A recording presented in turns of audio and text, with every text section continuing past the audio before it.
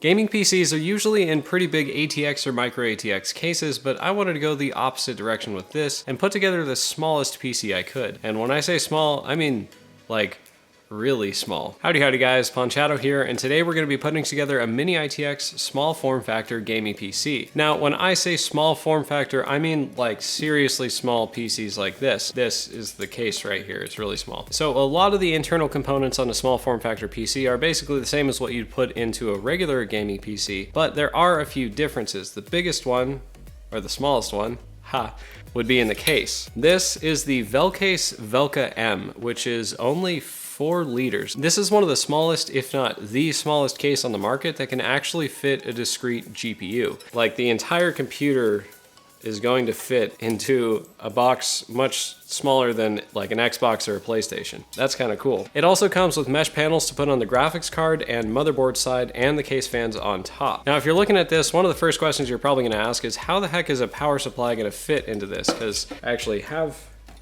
an ATX power supply right here, and a regular power supply is like more than half of the volume of this entire case. So we need a special power supply. The form factor that I'm talking about is called Flex ATX. Now this is mostly used in servers. Technically it's called 1U in servers, but 1U is less well defined than Flex ATX. That's beside the point. You need a Flex ATX power supply.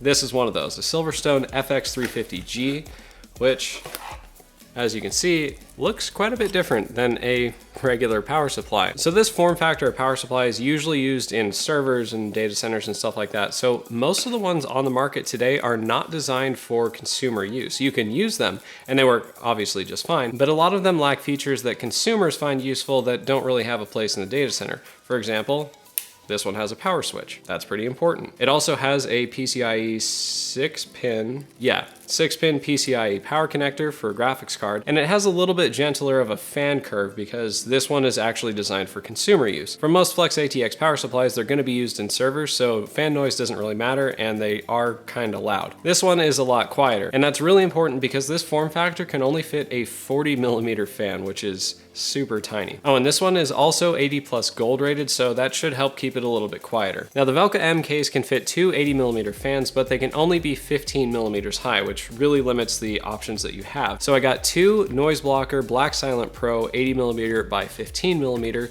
PWM fans. These are generally regarded as the quietest and overall best performing small form factor fans. Now for the more normal stuff. For the CPU, I got an Intel i3-8100, which is a 4-core, 4-thread processor that runs at 3.6 gigahertz, and much more so than in normal builds, you have to pay attention to wattage because you don't have a whole lot of room to fit really big heat sinks in a case like this. And that's the main reason why I went for a lower end CPU like this. 4 cores is enough for anything today, and it's really not going to hold you back. You're going to be much more limited by what graphics card you can fit into a case like this and actually keep cool than you are by the processor. Now, speaking of keeping things cool, for the CPU cooler, I'm going to use a Noctua NH-L9i, which I reviewed previously, and is actually a super easy and super nice low profile CPU cooler. I'll have a link to that review in the description if you want to check it out. Now for the GPU, I have a Zotac GTX 1050 Ti Mini, which is a super small form factor graphics card. It's just barely longer than the PCIe slot itself. And that's important in cases like this because they are obviously limited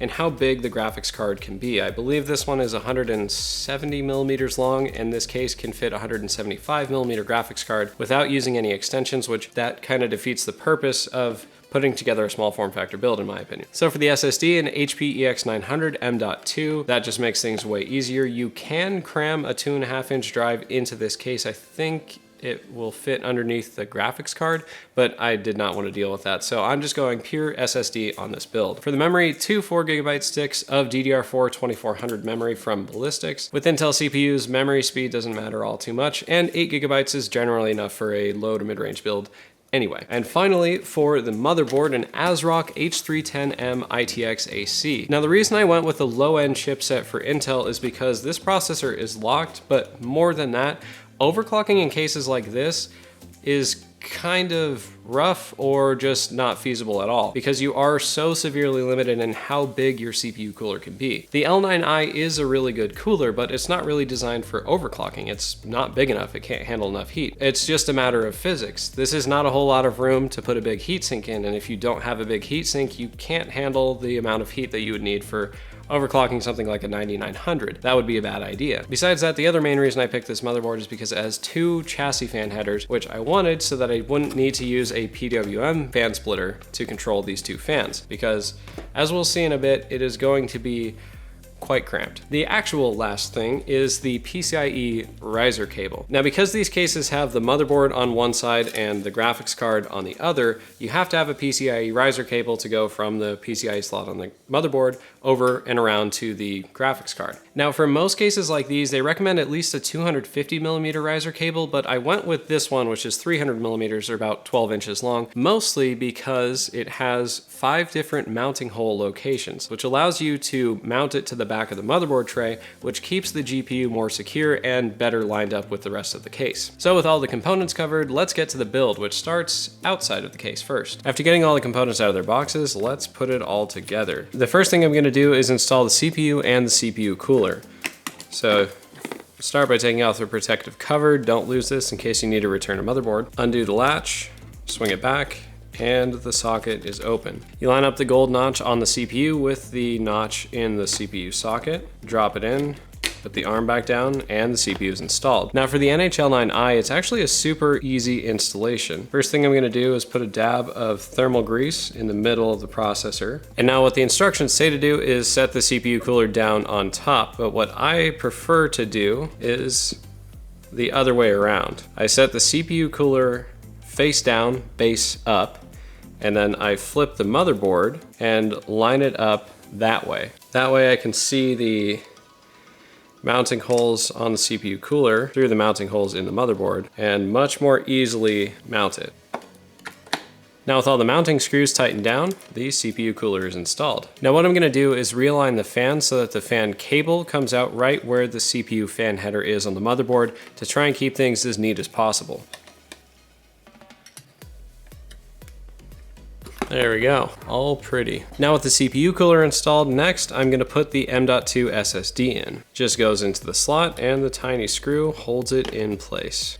Easy breezy. Basically the same thing with the memory, put it in the slot and make sure it's clamped. So with this put together, now I'm gonna test everything outside the case first because it's a lot easier to troubleshoot when everything is outside the case, separate and easy to take apart than once it's already inside. Plug everything in and you turn it on. You see if it works. If it doesn't work, then you start troubleshooting. I despise troubleshooting. I can't explain to you how much I hate it when a computer doesn't turn on the first try. But it happens, and you know what? It's an important skill to acquire, which mostly involves Googling things. Just set that like that and hope it doesn't fall. There we go. All right, now the power on, if we're lucky, all the fans should start spinning. There we go. Cool. All right, it's all working.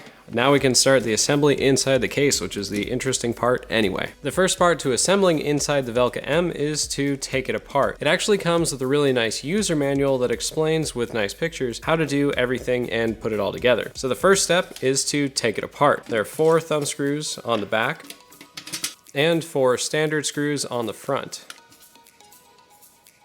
With those out, it should come apart pretty easily. So now we have the motherboard tray, the front, and we'll call this the top panel, and the back and the bottom. The first step is to put the motherboard's I/O shield into the back plate.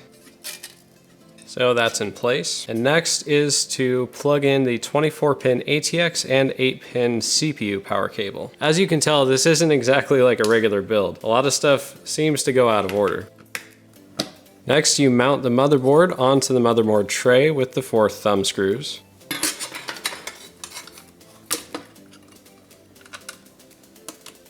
So for now, we'll set that aside and work on the case fans. For this, you just need to cut out the mesh to make room for the fan screws. So I will go ahead and do that now.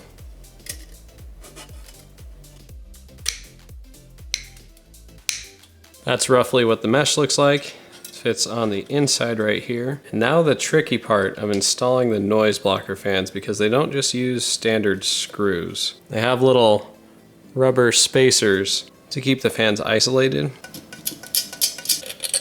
Now with the case fans installed, the next step is to bend the PCIe riser in a way that will work. And that's gonna be something like this. Kind of a modified S curve. Then we plug the male end into the motherboard.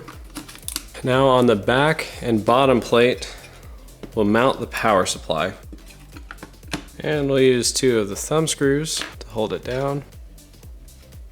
Now we put the motherboard tray, or kind of place it over the power supply, with the riser importantly, going underneath the motherboard. There we go, there's that part. Now on the other side, we plug the graphics card into the female end of the PCIe riser. Try to bend these a little bit better. The tab on the graphics card fits underneath this little arm right here that connects the motherboard tray to the back panel. And it also hooks at the bottom for it to all come together, which is kind of requires a little bit of finagling. So I got these 2 thumb screws holding the motherboard tray in place, and I have the graphics card hooked underneath those. So now I'm going to try to tighten down the motherboard tray, and hopefully everything will stay in position. Cool. Still a little rough, but as we continue the build, it should start looking better. Now the next step is to put the front panel on, and that involves plugging in the power button first, and then the 2 fans. So I'll plug one of these in up here. And then the other fan header is somewhere else. And now it's just a matter of putting it together and screwing it all in. The thing I'm discovering with mini ITX builds of this size is you have to kind of be okay with bending things that you wouldn't normally be comfortable bending that much. Ooh, okay, that actually fit. More or less. Actually, you know what? I don't think that way is gonna work.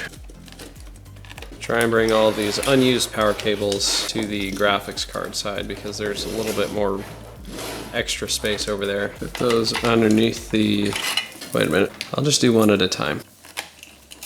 Now I should be able to more or less get this one in place. Okay, so I got it mostly to the point that it'll go together. Now, there are 2 thumb screws on the back to hold the front panel in place, but I'm going to attach it down here at the bottom first. Now I'll do the back panel. Then 2 more screws on the front panel. See, I got that thumb screw right there to hold. These 2 mounting holes are on the same bracket. So now I'm gonna get the other screw in place. Now it is pretty much assembled. So the last step is to try and shove all the cables wherever they can fit, and then to cut out the magnetic strips to stick on the side, and then stick the mesh panels on the side, and then it will be good to go. I guess I'll start over here on the graphics card side. I'll put some of them over the top. There's a lot more room on this side than there is on the motherboard side, wherever they'll fit. Because ultimately airflow isn't really going to be an issue in a case like this, since the sides are completely open anyway.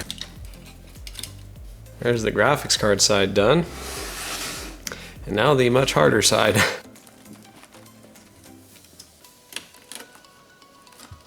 And actually, wait, there we go. Look at that. I can't believe that actually fits. So the last step is cutting the provided adhesive magnetic strips to fit on the side of the case, because the mesh is steel. It will, there we go, stick to the magnets on the side of the case. You know what? These don't need to be cut to length. I forgot about that. You can just stick them on the sides. Although I do think they may need to be trimmed to fit. So I'll just trim off a little bit on the longer ones. So there are the magnets on that side. And we'll do the same on the graphics card side. All right, so the magnets are in place now on both sides, and the mesh should pretty much just fit right over the top. And again, it's steel mesh, so it'll just hold on to the magnet. Cool. Same thing on the graphics card side. There it is. I am actually amazed. That's so tiny. That's like barely bigger than a regular power supply. Oh yeah, the last step, 12 rubber feet are supplied. So you can put those on whichever side you're going to have down, which for me is going to be the side opposite the fans. So I'll just set it on its back and put them on. There we go. Oh, that's fancy. All right, so this is what it looks like all put together. This is actually a fully functioning desktop computer, not laptop components. These are actual, and that is so small. That's insane. So having put it all together now, a couple notes. First off, building in mini ITX cases like this is radically different than building in a micro ATX case or a normal ATX tower case. In those situations, when you're putting together a standard gaming computer or just any computer at all, the space available for all of your components is already predefined. It's very easy to put things together because everything has a specific place in which it will fit. Generally speaking, you don't have to flex cables or try to really bend anything or flex the case to get things to fit. But when you're building in a case this tiny, you're gonna have to do some stuff that is going to feel extremely uncomfortable. It's not just different from building in a normal case, it's also a whole lot harder. You're gonna have to rely on quite a bit of arm strength or leverage if you're using screwdrivers to force things into position so that you can actually plug everything in and tighten all the screws. Now I will point out that I'm using a GTX 1050 Ti right here, but the 1650 is going to be coming out in just a couple days after this video is released, so you might want to wait for that because the 1650 is slated to be about as powerful as a GTX 1063 GB or an RX 580, and it's still going to be a 75 watt card, so it won't require an external PCIe power connector, and a lot of them are going to be in this form factor, basically mini ITX ready. So it'll probably be worth it to wait a couple days for that card to be released. And in fact, I think in the last generation of NVIDIA cards, there were as high as GTX 1080s. I believe they had mini ITX 1080s. So you can get a stupidly powerful computer literally in 4 liters. That's crazy. So I'll have a link to the parts list in the description if you want to pick up all these parts for yourself, so check that out. Other than that, hit subscribe and click the bell icon to get notified of new videos as soon as they're up. If you like this video, hit the like button. If you want to see more, hit subscribe, and I want to hear from you. Do you guys have any plans on putting together a build this small? Let me know in the comments below. Thanks for watching. I hope I helped, and I'll see you in the next video. Let's get started.